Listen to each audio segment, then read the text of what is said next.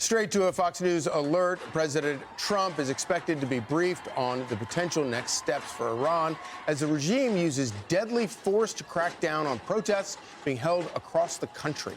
So this comes as the State Department issues a travel advisory for U.S. citizens in Iran, warning them to, quote, leave Iran now.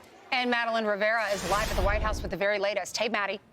Hi, good morning. Well, we've seen the president turn to military strikes to crack down on America's adversaries, but senior officials are reportedly expected to brief the president on other options, including cyber attacks and sanctions. For now, the president is using one of his favorite foreign policy tools, and those are tariffs, to ramp up pressure on Iran. The president writing on Truth Social, effective immediately, any country doing business with the Islamic Republic of Iran will pay a tariff of 25% on any and all business being done with the United States of America.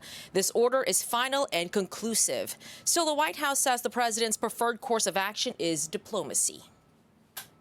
What the Iranian regime is saying publicly is quite different from the messages they are sending to the United States and the Trump administration privately.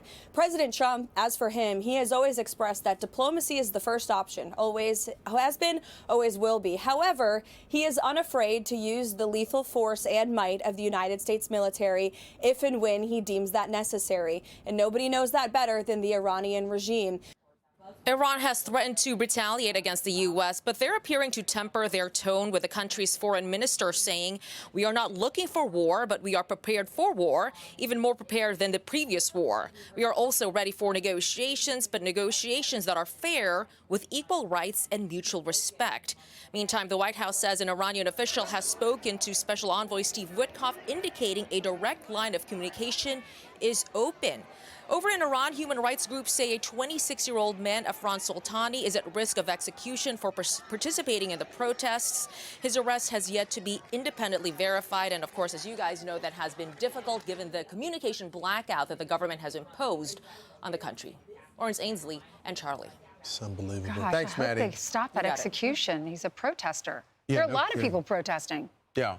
No, and of course, the only reason we're seeing these images because the government in Iran has shut down all internet and even shut down electricity to lots of parts of the country to prevent people from seeing it because of Starlink, Elon Musk's internet accessibility operation. We've been able to get some of these images. Obviously, these are limited, and it's probably, if there were more access to Starlink, you'd see even more of this. It's kind of extraordinary. And what's also extraordinary is the incredible silence among a lot of the people here in the United States and around the world who were so quick to protest in favor of the conflict in Gaza, to stand up for Palestinians. But suddenly they're curiously silent, a rare exception. Author J.K. Rowling writing on X, "If you claim to support human rights, yet you can't bring yourself to show solidarity with those fighting for their liberty in Iran, you've revealed yourself. You don't give a damn about people being oppressed and brutalized so long as it's being done by the enemy of your enemies." In the last hour, I spoke to Masih Alinejad, who is an extraordinary woman. She was born in Iran, lived there, was persecuted, eventually had to leave, but she is calling out this extreme hypocrisy of these people who are not standing up for the women, in particular the women who are fighting for their freedom in Iran. Watch.